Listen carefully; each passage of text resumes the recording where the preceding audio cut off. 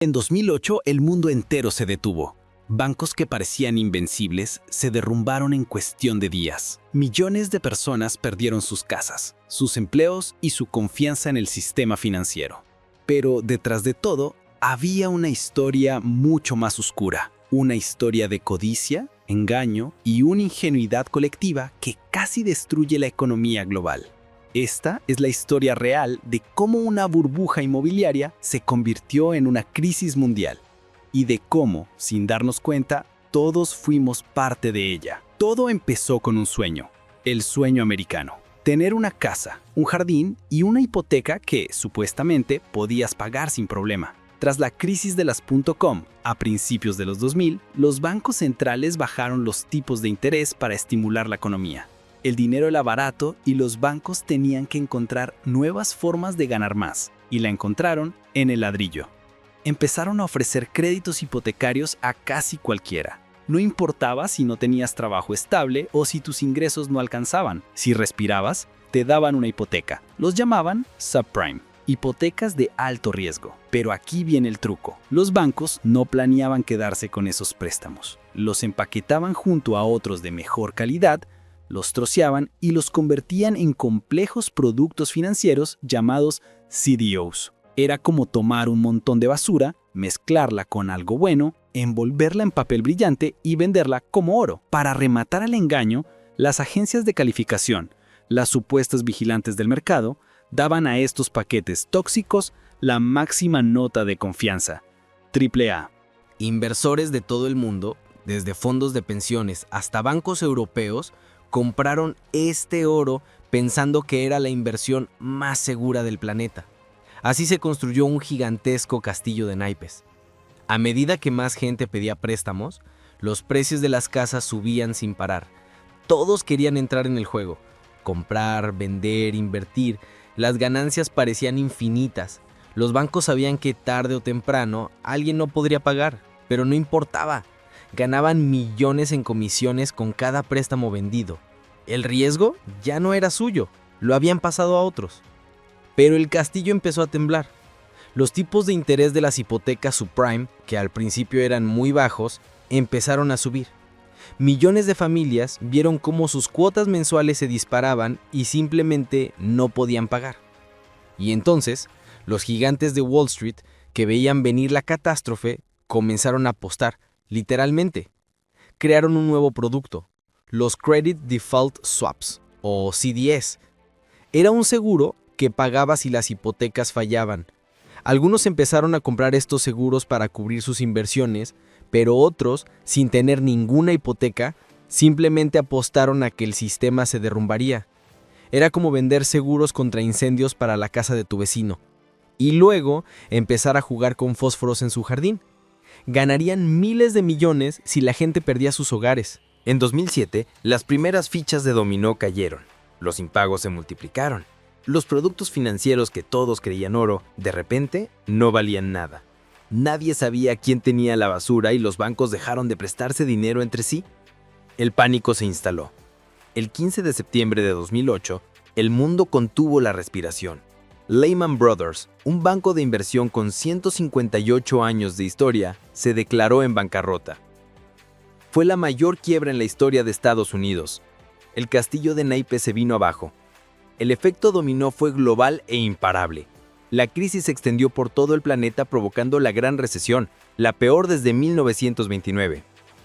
Millones de empleos destruidos, empresas cerradas, familias desahuciadas. Los gobiernos tuvieron que usar miles de millones de dinero público para rescatar a los mismos bancos que habían provocado el desastre, bajo el argumento de que eran demasiado grandes para caer. La crisis de 2008 nos dejó una lección brutal sobre los peligros de un sistema financiero sin control. Se implementaron nuevas regulaciones para evitar que algo así volviera a pasar.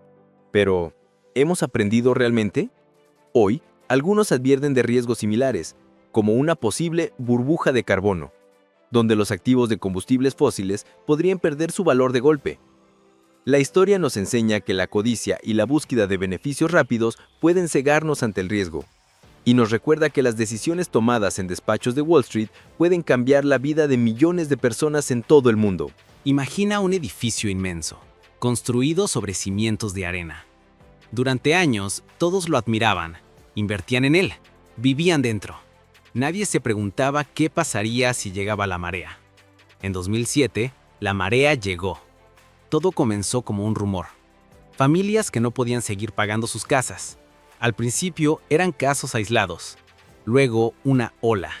Las hipotecas que se habían entregado como si no hubiera un mañana, se convirtieron en papel mojado. Las casas fueron embargadas, los precios se desplomaron y los bancos, los arquitectos de aquel edificio imposible, comenzaron a registrar pérdidas millonarias que pronto se convirtieron en miles de millones. El sistema financiero global, que parecía invencible, empezó a temblar. El golpe final, el que hizo que todo el mundo mirara hacia el abismo, llegó el 15 de septiembre de 2008. Lehman Brothers, un gigante de Wall Street con más de 150 años de historia, se declaró en bancarrota. No fue solo la caída de un banco, fue el sonido del cristal rompiéndose, el símbolo de que nadie estaba a salvo. En cuestión de semanas, el miedo se convirtió en pánico. Se propagó más rápido que cualquier virus, de un continente a otro a través de las pantallas de las bolsas mundiales. Los mercados se tiñeron de rojo. Los ahorros de toda una vida se evaporaron en horas. La gente miraba los cajeros automáticos con una nueva sospecha. La confianza, el pilar invisible que sostenía todo, había desaparecido. Y entonces, cuando el colapso total parecía inevitable, los gobiernos intervinieron. Para evitar que el mundo entero se hundiera, hicieron algo impensable. Rescataron a los que habían encendido el fuego. Estados Unidos inyectó cientos de miles de millones de dólares directamente en las venas de los bancos. Fue una transfusión masiva para salvar al sistema. Pero la ironía era cruel. Quienes habían jugado con el dinero de todos, fueron salvados con el dinero de todos. Mientras tanto, millones de familias comunes y corrientes lo perdieron todo: su casa, su trabajo, su seguridad. Pero la lección más profunda no fue económica, fue existencial. Nos dimos cuenta de lo increíblemente frágil que era nuestro mundo, de lo fácil que es construir una realidad basada en ilusiones, en la creencia colectiva de que el valor siempre subirá y el riesgo nunca llegará. Y descubrimos lo rápido que todo ese universo puede derrumbarse cuando la fe se pierde. Muchos piensan que la crisis del 2008 es historia antigua, un capítulo cerrado en los libros de economía, pero sus ecos resuenan hoy con más fuerza que nunca.